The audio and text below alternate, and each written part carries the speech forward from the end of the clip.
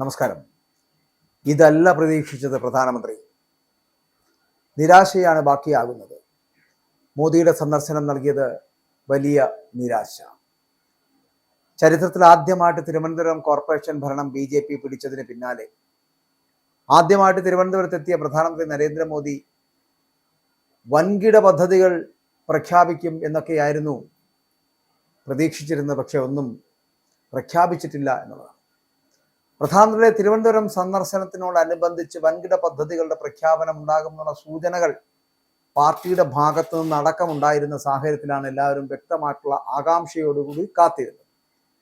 അതിവേഗ റെയിൽ പദ്ധതികൾ ഉൾപ്പെടെ പ്രഖ്യാപിക്കുമെന്ന അഭ്യൂഹവുമുണ്ടായിരുന്നു. പുത്തരിക്കണ്ടം മൈതാനത്ത് പൊതുസമ്മേളനത്തിൽ കോർപ്പറേഷൻ മേയർ VV രാജേഷ് പ്രധാനമന്ത്രിയുടെ സന്ദർശനം കേരള ജനത ഏറെ പ്രതീക്ഷയോടെയാണ് കാത്തിരിക്കുന്നത് എന്നുള്ള പരാമർശവുമൊക്കെ അവിടെ നടത്തുകയും ചെയ്തു.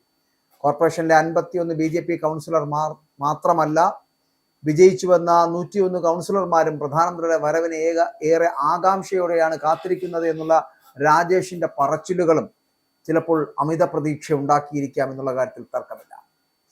എന്നാൽ മറുപടി പ്രസംഗത്തിൽ പ്രധാനമന്ത്രി പുതിയ പദ്ധതികളെക്കുറിച്ച് പരാമർശങ്ങളൊന്നും തന്നെ നടത്തിയില്ല എന്നുള്ളത്. മത്സ്യത്തൊഴിലാളികളുടെ ക്ഷേമത്തിനായിട്ട് കേരളത്തിന് നൽകിയ തുകയും മത്സ്യത്തൊഴിലാളികളുടെ ഇൻഷുറൻസ് പദ്ധതികളെക്കുറിച്ചുമൊക്കെ അദ്ദേഹം പരാമർശിച്ചു. കേരളത്തിലും ഇരട്ട എഞ്ചിൻ സർക്കാർ വേണമെന്ന ആവശ്യവുമൊക്കെ മോദി മുന്നോട്ട് വയ്ക്കുകയും ചെയ്തു. തെരുവ് കച്ചവടക്കാർക്കുള്ള ക്രെഡിറ്റ് കാർഡ്, ആ ക്രെഡിറ്റ് കാർഡ് പദ്ധതിയെക്കുറിച്ച് മാത്രമാണ് പ്രധാനമന്ത്രി പരാമർശം നടത്തിയത് എന്നുള്ളത്. തിരുവനന്തപുരം പുത്തരിക്കണ്ടം മൈതാനത്ത് BJP സംഘടിപ്പിച്ച പൊതുസമ്മേളനം ഉദ്ഘാടനം ചെയ്ത് പ്രസംഗിക്കുമ്പോൾ പ്രധാനമന്ത്രി മലയാളത്തിൽ പറഞ്ഞത് മാറാത്തത് മാറും എന്നുള്ളതായിരുന്നു.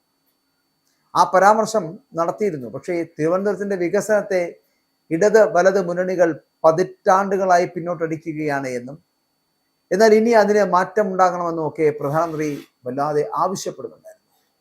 തിരുവനന്തപുരം നഗരത്തിലെ ഇന്ത്യയിലെ ഏറ്റവും മികച്ച നഗരമാക്കാനുള്ള എല്ലാ ശ്രമങ്ങൾക്കും പൂർണ്ണ പിന്തുണ നൽകുമെന്നും വികസിത തിരുവനന്തപുരമാക്കാൻ BJP ശ്രമിക്കുമെന്നും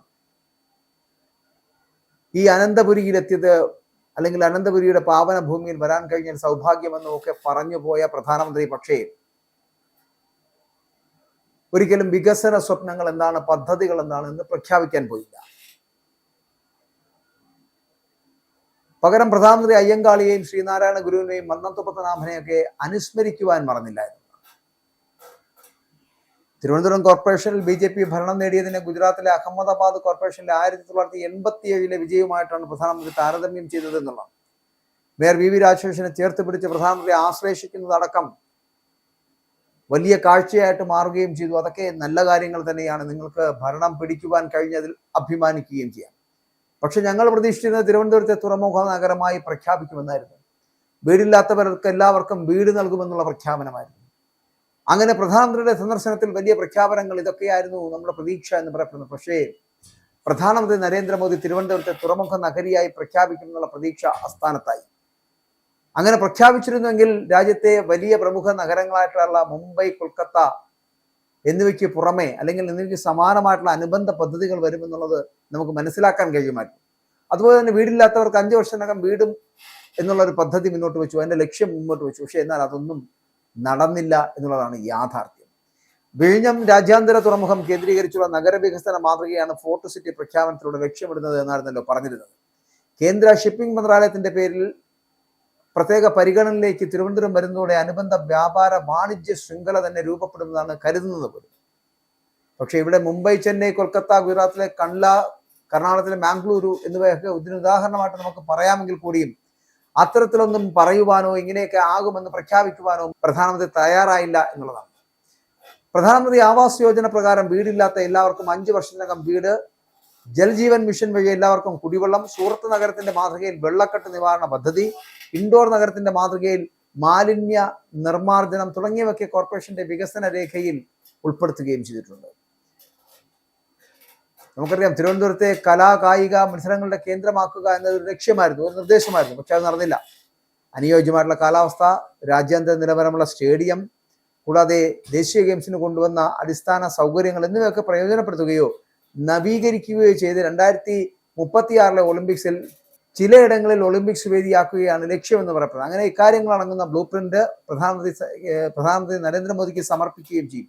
അന്തിമ രൂപരേഖ തയ്യാറാക്കുന്നതിന് മുൻപായിട്ട് രാജ്യത്തെ പ്രമുഖ നഗരങ്ങളിലെ പ്രതിനിധികൾ പങ്കെടുക്കുന്ന നഗരവികസന കോൺക്ലേവ് അടക്കം സംഘടിപ്പിച്ചുകൊണ്ട് വലിയ മാറ്റം ഉണ്ടാകാൻ പോകുന്നു, വലിയ മാറ്റത്തിന് തുടക്കം കുറിക്കാൻ പോകുന്നു നരേന്ദ്രമോദി എന്നുള്ള വലിയ അമൃത പ്രതീക്ഷ കഴിഞ്ഞ ദിവസമൊക്കെ ഉണ്ടായിരുന്നു. പക്ഷെ ഒന്നും നടപ്പിലായില്ല എന്നുള്ളതാണ്. ഒന്നും നടപ്പിലാക്കാൻ അവർക്ക് കഴിഞ്ഞില്ല എന്നാണ്. ഞാൻ ആദ്യം പറഞ്ഞത് തുറമുഖ നഗരമാക്കാൻ കഴിഞ്ഞു, അല്ലെങ്കിൽ തുറമുഖ നഗരത്തിനെ കുറിച്ച് ഇവിടുത്തെ ജനങ്ങൾക്ക് ആശങ്ക നിലനിൽക്കുമ്പോഴും അതിനെ ഇല്ല, ഒരു ആശങ്കകൾക്കും ഇടമില്ലാതെ ഞങ്ങൾ ഏറ്റെടുത്തിരിക്കുന്നു, ഞങ്ങൾ നടപ്പിലാക്കാൻ പോകുന്നു എന്ന് പറയുവാനുള്ള ആർജവം ഉണ്ടായോ പ്രധാനമന്ത്രിക്ക്? മാത്രമല്ല, ഇവിടെ എത്തുമ്പോഴത്തേനും തുറമുഖ നഗരത്തിന് അപ്പുറത്തേക്ക് ഈ നഗരത്തിന്റെ സാധ്യതകൾ കണ്ടെത്തുവാനോ ഒപ്പം തന്നെ ഈ 5 വർഷക്കാലത്തിനകം എല്ലാവർക്കും വീട് എന്നുള്ള സ്വപ്നം യാഥാർത്ഥ്യമാക്കാൻ കഴിയുമോ എന്നൊക്കെ ചോദിച്ചാൽ കൃത്യമായിട്ടൊരു ഉത്തരം പറയുവാൻ ആർക്കും കഴിയില്ല എന്നുള്ളത്. പക്ഷേ പ്രതീക്ഷകൾ കൈവിടാതെ മുന്നോട്ട് പോകുന്ന ഒരു സമൂഹമാണ് കേരളം എന്നുള്ളത് കൊണ്ടും, മാത്രമല്ല കോൺഗ്രസിനകത്തെ ഭിന്നിപ്പും പടലപ്പിണക്കവും ഒക്കെ തുണയാകുമെന്നുള്ള ഉറപ്പുള്ളത് കൊണ്ടും തന്നെ വളരെ കൃത്യമായിട്ട് അവർ പറയുന്ന കാര്യങ്ങൾ നടപ്പിലാക്കാൻ ശ്രമിക്കുമെന്നുള്ള വിശ്വാസം ഉണ്ടായിരുന്നു. പക്ഷെ ആ വിശ്വാസത്തിനെയാണ് ഇന്നലെ തകർത്ത് കളഞ്ഞത് എന്ന് പറയേണ്ടിയിരിക്കുന്നു.